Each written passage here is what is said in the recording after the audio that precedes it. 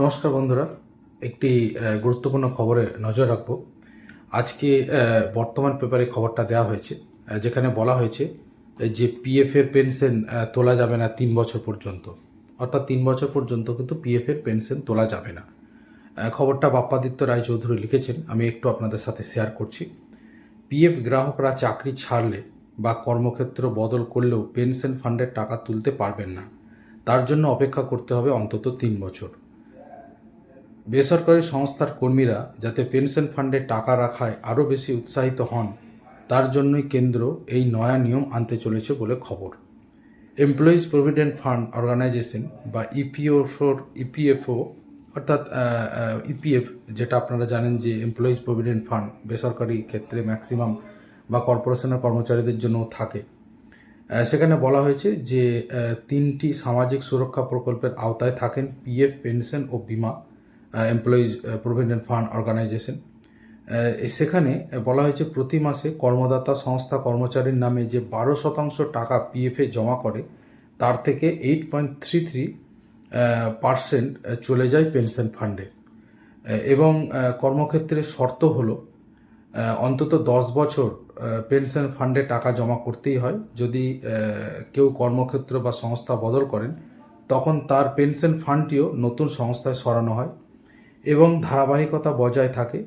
কিন্তু পিএফ গ্রাহক 10 বছর আগেই চাকরি ছেড়ে দিলে বা পিএফে টাকা জমা পড়ার ধারাবাহিকতা না থাকলে কিন্তু তিনি পেনশন পাওয়ার যোগ্য নন। অর্থাৎ এই বিষয়টা এর মধ্যে বলে দেওয়া হয়েছে যে 10 বছর পিএফ গ্রাহক 10 বছরের আগেই চাকরি ছেড়ে দিলে বা পিএফে টাকা জমা পড়ার ধারাবাহিকতা না থাকলে তিনি পেনশন পাওয়ার যোগ্য নন। সেক্ষেত্রে তিনি পেনশন ফান্ডের টাকা তুলে নিতে পারেন। আবার কোনো গ্রাহক যদি 10 বছরের আগেই একটি চাকরি ছেড়ে অন্য সংস্থায় যোগ দেন, তাহলেও আগের চাকরিতে জমানো পেনশন ফান্ডের টাকা তুলে নিতে পারেন। বহু গ্রাহক এই সুবিধা কাজে লাগিয়ে পিএফ তো যে অংশটা পড়ছিলাম যে 10 বছরের আগেই একটি চাকরি ছেড়ে অন্য সংস্থায় যোগ দিলে আগের চাকরিতে জমানো পেনশন ফান্ডের টাকা তুলে নিতে পারেন। বহু গ্রাহক এই সুবিধা কাজে লাগিয়ে পিএফের সঙ্গে পেনশন ফান্ডের টাকাও তুলে নিচ্ছেন। ইপিএফও সূত্রে আরও খবর, বহু শিল্প সংস্থায় প্রতি বছর কর্মীদের খাতায় কলমে চাকরি থেকে বরখাস্ত করা হয় এবং নতুন করে তাদেরই নিয়োগ করা হয়। এই সব ক্ষেত্রেও কর্মীরা প্রতি বছর পেনশন ফান্ডের টাকা তুলে নেন। ইপিএফও জানাচ্ছে 2022-23 অর্থবর্ষে পেনশন ফান্ড থেকে টাকা তুলে নেওয়া গ্রাহকের সংখ্যা ছিল 31,11,000-এর কিছু বেশি। এদের মধ্যে 4 বছরও পেনশন ফান্ডে টাকা জমা না করে তুলে নেওয়ার হার 75%। সর্বাধিক কর্মী টাকা তুলে নিচ্ছেন 1 থেকে 2 বছরের মধ্যে। প্রসঙ্গত, পেনশন ফান্ডে জমানো সব টাকা কর্মীরা পান না। একটি নির্দিষ্ট ফর্মুলার ভিত্তিতে টাকা মেলে। পিএফ কর্তৃপক্ষ দেখছে অন্য চাকরিতে যোগ দেওয়ার সময় পেনশন ফান্ডের টাকা তুলে নেওয়ার সুযোগ কাজে লাগাচ্ছেন লক্ষ লক্ষ কর্মী, ফলে পেনশন নেওয়ার প্রবণতা কমছে। এই প্রবণতা ঠেকাতেই অন্তত 3 বছর গ্রাহক যাতে টাকা তুলতে না পারেন সেই ব্যবস্থা করছে কর্তৃপক্ষ।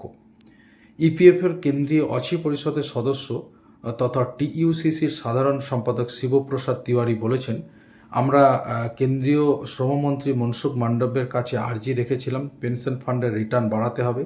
সেই মতো রিজার্ভ ব্যাংক ও অর্থমন্ত্রকের পরামর্শে ইনভেস্টমেন্ট ব্যাংকের সংখ্যা বৃদ্ধি, পোর্টফোলিও ম্যানেজার নিয়োগ ও ক্রেডিট রেটিং সংস্থা ক্রিসিলের পরামর্শ নেওয়ার কথা বলা হয়। আশা করছি পেনশনভোগীরা উপকৃত হবেন। তো যাই হোক, গুরুত্বপূর্ণ এই খবরটা বর্তমান পত্রিকায় দেওয়া হয়েছে। বন্ধুরা, পিএফ গ্রাহকরা যদি চাকরি ছাড়েন বা কর্মক্ষেত্র বদল করলেও পেনশন ফান্ডের টাকা তুলতে পারবেন না, অন্তত তার জন্য কিন্তু 3 বছর অপেক্ষা করতে হবে। অত্যন্ত গুরুত্বপূর্ণ এই খবরটা কিন্তু আজকে বর্তমান পত্রিকায় দেওয়া হয়েছে। অন্যান্য সমস্ত খবরের জন্য এই চ্যানেলে নজর রাখুন। যারা এখনও সাবস্ক্রাইব করেননি, সাবস্ক্রাইব করে নিন।